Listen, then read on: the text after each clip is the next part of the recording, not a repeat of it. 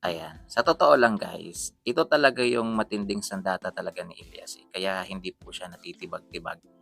Ayan, sa kahit anong mga pagsubok, ayan, kahit anong gawin sa kanya mga Q na pangbabash, ayan, ay parang balewala lang kay Ilyas. Kasi alam niyo kung ano yung sekreto, mga Q, kasi meron siyang mapagmahal na pamilya.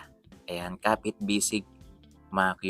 Kaya masyado siyang nagpapakatatag, mga Q, para sa hamon ng buhay. Ayan, na dumarating sa kanya guys. Grabe no? Ayan, so imagine niyo guys ha. Ayan, so nandyan yung kanyang pamilya, buong buo. Ayan, nakasuporta. Ayan, so walang iwanan si Ma'am Abigail. Ayan, nakaalalay lang. Ayan, nagpapalakas kay Ilyas JTV.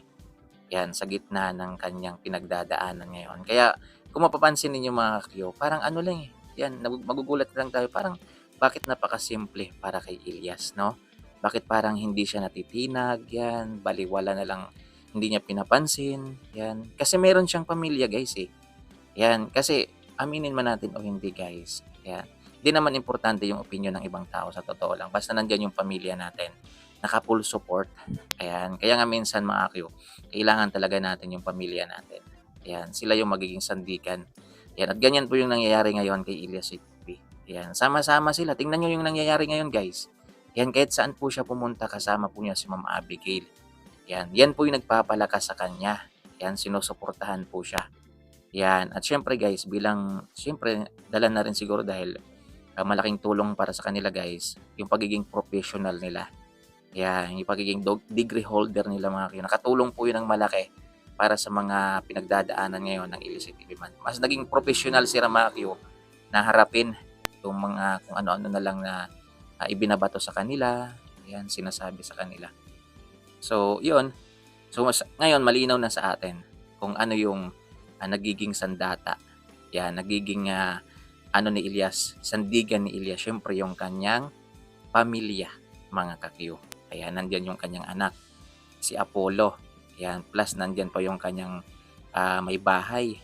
O, di ba si Abigail na palagi pong nasa likuran ni Ilyas JTV, nakikitawa, yan, nakikisuporta. So nakikita nyo naman yan mga kakyo.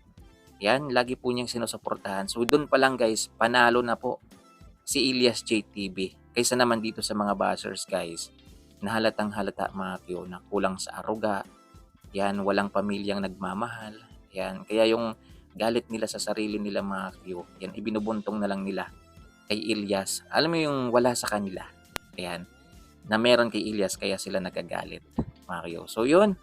So, ngayon naiintindihan nyo na guys. Ayan.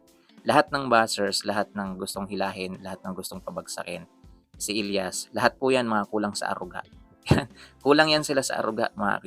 Kasi kung meron silang pamilyang mapagmahal, mga Q, katulad nito kay Ilyas JTV, yan lahat nag-unite eh. Yan pamilya ni Ma'am Abigail, suportado siya. Yan pamilya ni Ilyas mismo nandyan. Yan. So pinapalakas lang nila yung loob ng bawat isa mga Q. So yun yung maganda, yun yung amazing dito guys sa kwento na ito, mga Q. Yan, napatunay na basta nandyan yung pamilya mo, yan, walang pagsubok na hindi natin kayang ano, lampasan, mga ka-Q. Di ba? So, yun, kaya tingnan yung ngiti. Bukod sa pamilya niya guys, nandyan yung mga taong nagmamahal sa kanila. Like for example, si Ma'am Odessa, mga Q, grabe rin yung suporta kay Ilyas guys. Grabe rin yung pagpapalakas sa loob ni Ilyas, mga Q. Siyempre si Ma'am Odessa guys, sanay na sanay yan. Yan, showbiz yan mga Q, show business yan. Yan, at naging artista po yan nung araw. So sanay na sanay po yan mga Q sa takbo ng showbiz industry. Yan, sanay na sanay yan. So iba yung mindset niyan, mga Q. So kita nyo kung paano po niya alalayan si Ilyas TV. Yan, sa mga messages nila dyan na babasa natin. Yan, kasi alam na alam ni Ma'am Odessa yan mga Q, kung gaano minsan hindi maganda yung mundo ng showbiz, mga Q. So, lesson learned, mga Q, na maganda talaga kapag merong nandyan yung pamilya natin sa bawat laban ng buhay. Kaya na hindi tayo iniiwan guys. Yan, kita nyo, oh. Yan, sobrang saya, nakangiti pa rin. Serious TV. Ay, nako. Ayan, so yung mga bashers na yan guys, yan po yung mga kulang sa aruga. Ayan, kulang sa pagmamahal mga ka-Q. So, yun. Yan, masaya lang tayo guys. Kasi sa gitna ng lahat, so ito, ayan, support lang tayo mga Q sa ating idol Elias UTP, mga Q. Iaangat pa rin ng Panginoon yan guys. Ayan, kaya sa mga humihila sa kanya, sige, hilahin niyo pa siya pababa.